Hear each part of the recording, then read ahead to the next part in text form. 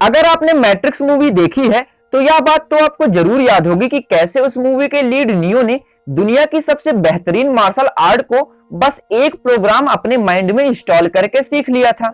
जब यह मूवी बनी थी तब यह सिर्फ साइंस फिक्शन थी, पर करंट टाइम में यह हकीकत होने वाली है, क्योंकि इस सदी के सबसे क्रांतिकारी व्यक्ति इलॉन मस्क की कंपनी न्यूरालिंक ने कुछ ऐसी ही प्लानिंग कर रखी है।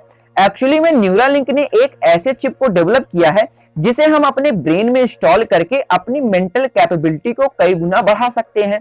और इस टेक्नोलॉजी में कुछ अपडेट होने के बाद तथा इस टेक्नोलॉजी में कुछ अपग्रेडेशन के बाद हम बहुत सारी अनइमेजिनेबल चीजें इस चिप की हेल्प से कर सकेंगे।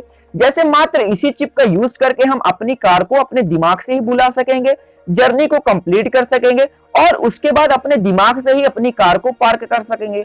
इस चिप से हम कई सारे प्रोग्राम्स अपने माइंड में इंस्टॉल करके उन्हें आसानी से सीख सकेंगे। इवन सिर्फ माइंड में ही वीडियो गेम्स खेल सकेंगे, मूवीज देख सकेंगे, म्यूजिक सुन सकेंगे और इसके साथ कोई भी पास्ट मेमोरी को भी अपने दिमाग में दोबारा इंस्टॉल कर सकेंगे। और बहुत कुछ ऐसी ही अनइमेजिनेबल चीजें हम आने वाले समय में इस चिप की मदद से कर सकते हैं। सो आइए जानते हैं कि आखिर न्यूरालिंक है क्या तथा यह वर्क कैसे करेगी, तथा इसके साथ यह भी जानेंगे कि इस टेक्नोलॉजी से क्या क्या फायदे हैं तथा क्या क्या नुकसान हैं। पर न्यूरालिंक को जानने से पहले हम यह जानते हैं कि सबसे complex organic system human mind work कैसे करता है। ह्यूमन माइंड की फंक्शनलिटी काफी कॉम्प्लेक्स है, पर अगर इसे आसान शब्दों में ब्रेक डाउन करें तो जब हम कभी हमारी बॉडी में कोई मूवमेंट करना चाहते हैं, जैसे लिखना या क्रिकेट खेलते समय शॉट्स मारना, उस समय हमारा ब्रेन उस अंग को सिग्नल्स भेजता है जो कि मूवमेंट में हेल्प करता है या मीडिएटर होता है। जैसे लिखते समय हाथ हेल्पर या मीडिएटर होता है। नाउ यह सिग्नल्स न्यूरॉन्स को यूज करके भेजे जाते हैं तथा यह सिग्नल्स इलेक्ट्रिक सिग्नल्स के रूप में ट्रांसमिट होते हैं। नाउ न्यूरॉन्स ऐसी सेल्स हैं जिनका आपके मस्तिष्क में एक लार्ज नेटवर्क टाइप जाल होता है तथा यह माइंड के केमिकल सिग्नल्स को हर बॉडी के पार्ट में पहुंचाते हैं। नाउ यह सिग्नल्स जब जनरेट होते हैं या न्यूरॉन्स जब सिग्नल्स को जनरेट करते हैं, उस समय न्यूरॉन्स के पास एक इलेक्ट्रिक फील्ड जनरेट हो जाता है और इसे ही रिकॉर्ड किया जा सकता है। और अगर हम इस इलेक्ट्रिक फील्ड को रिकॉर्ड करें और डिकोड करें तो फिर माइंड के बहुत सारे मैसेजेस को प्रेडिक्ट किया जा सकता है। और यह कॉन्सेप्ट 50 से 60 साल पुराने हैं। इवन साइंटिस्ट ने कई सारी पशुओं की ब्रेन फंक्शनलिटी को ऐसे ही रिकॉर्ड किया है। इसके साथ दिमाग को मशीन से ऐड करके ह्यूमन कंप्यूटर सिम्बायोसिस की कल्पना कोई नई नहीं है। इवन साल 2000 में साइंटिस्ट की एक टीम ने मंकी के ब्रेन में मशीन्स को इंस्टॉल करके उसे रोबोट को कंट्रोल करना सिखाया था। इसके साथ करंट टाइम में भी हमारे पास बहुत सारी ऐसी टेक्नोलॉजीज हैं जो कि पैरालाइज्ड पेशेंट्स को सिर्फ उनके दिमाग से ही उनके कंप्यूटर एवं स्मार्टफोन डिवाइसेस को कंट्रोल करने में हेल्प करती हैं। बट ये टेक्नोलॉजीज उतनी वायबल नहीं है तथा इनके साथ रिस्क फैक्टर्स भी बहुत ज्यादा हाई हैं। सो इलॉन मस्क की कंपनी न्यूरालिंक ने यहाँ पर कदम रखा और उन्होंने इस टेक्नोलॉजी में काफी ज्यादा इंप्रूवमेंट भी किया है। सो बेसिकली न्यूरालिंक ने एक चिपसेट डेवलप किया है जिसे N1 चिपसेट नाम दिया गया है। इस चिपसेट में 96 पट्टी होंगी और हर पट्टी में 3072 इलेक्ट्रोड वायर्स होंगे। यह वायर्स न्यूरॉन सेल से भी थिन होंगे और इतने ज्यादा पतले होंगे कि जो हमारे बाल हैं उनसे भी 100 माइक्रोन ज्यादा पतले होंगे। नाउ इस डिवाइस को हमारे दिमाग में इंस्टॉल करने के लिए न्यूरालिंक ने स्पेशल रोबोट्स डेवलप किए हैं जो कि 1 मिनट में 192 इलेक्ट्रोड वायर या 6 पट्टी या 6 थ्रेड को इंस्टॉल कर सकेंगे। एक्चुअली में यह इंसर्टेशन की प्रोसेस रोबोट से इस वजह से करवाया जा रहा है कि मैन्युअली किसी ह्यूमन बीइंग के द्वारा इस सर्जरी को एक्यूरेटली तथा सक्सेसफुली कर पाना इम्पॉसिबल है। सो आपकी खोपड़ी में 8 mm के डायामीटर में इसे इंसर्ट किया जाएगा और इंसर्ट करने के बाद इस छेद को बंद कर दिया जाएगा तथा यह डिवाइस हमारे कान के बगल में इसी प्रकार से दिखेगी।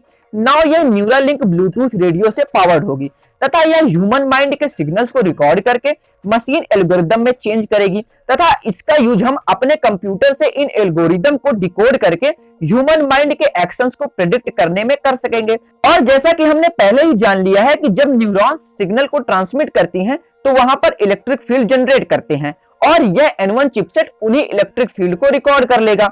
नाउ इस मशीन का यूज करके हम कंप्यूटर से भी प्रोग्राम्स भेजकर हमारे माइंड को स्टिमुलेट कर सकेंगे और वहां से सिग्नल्स जनरेट करवा के हमारी बॉडी में कोई भी मूवमेंट करवा सकेंगे। इसके साथ इलॉन मस्क की कंपनी न्यूरालिंक ने पिग्स पर किए गए अपने एक एक्सपेरिमेंट को भी शो किया है, जहां पर 3 पिग्स को शो किया गया है जिसमें एक पिग नॉर्मल थी, दूसरी पिग में कुछ दिनों के लिए चिपसेट को इंस्टॉल किया गया था और निकाल लिया गया था और तीसरी पिग में अभी भी एक चिपसेट इंस्टॉल था और तीसरी पिग में जो चिपसेट इंस्टॉल था वह 2 महीनों से ज्यादा टाइम से इंस्टॉल था तथा यह चिपसेट उस पिग के न्यूरल सिग्नल्स को रिकॉर्ड करके कंप्यूटर में भेज रहा था, जहां पर कंप्यूटर से उस पिग की मूवमेंट को प्रेडिक्ट किया जा सकता था। सो अपनी कंपनी न्यूरालिंक के बारे में बात करते हुए मस्क ने जो रोगन पॉडकास्ट में बोला था कि न्यूरालिंक फ्यूचर में ह्यूमंस को आर्टिफिशियल इंटेलिजेंस से कम्पीट करने में मदद करेगा, क्योंकि न्यूरालिंक के फ्यूचर एप्लीकेशंस अनइमेजिनेबल हैं। हालांकि अभी तक न्यूरालिंक का ह्यूमन ट्रायल नहीं हुआ है,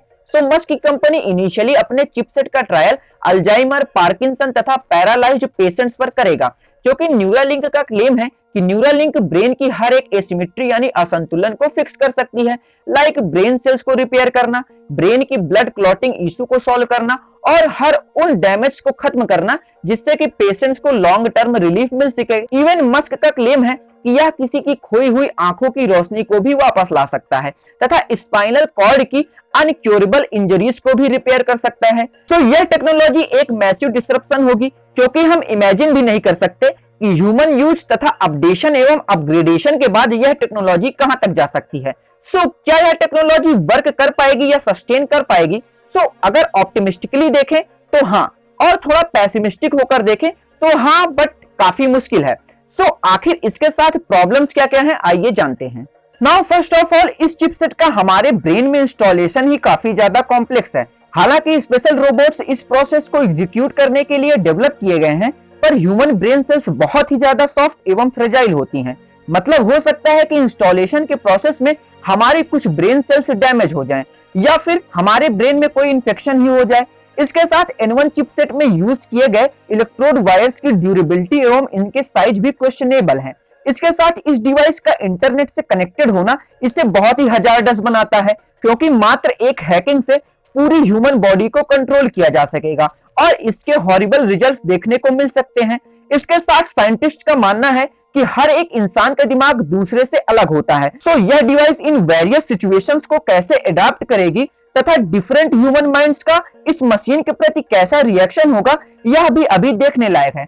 ओवरऑल यह टेक्नोलॉजी काफी ज्यादा क्रांतिकारी है, पर हर एक टेक्नोलॉजी के एक सिक्के की तरह दो पहलू होते हैं तथा यह उस टेक्नोलॉजी को यूज करने वाले व्यक्ति पर डिपेंड करती है कि वह व्यक्ति इस टेक्नोलॉजी को पॉजिटिव वे में यूज करेगा या फिर निगेटिव वे में। कैसा लगा आपको यह वीडियो, कमेंट बॉक्स में कमेंट करके जरूर बताइए। और हाँ, अगर आपको मेरा काम और रिसर्च पसंद आता है तो चैनल को सब्सक्राइब करके बेल आइकन को जरूर दबाइए। और अगले वीडियो तक जय हिंद।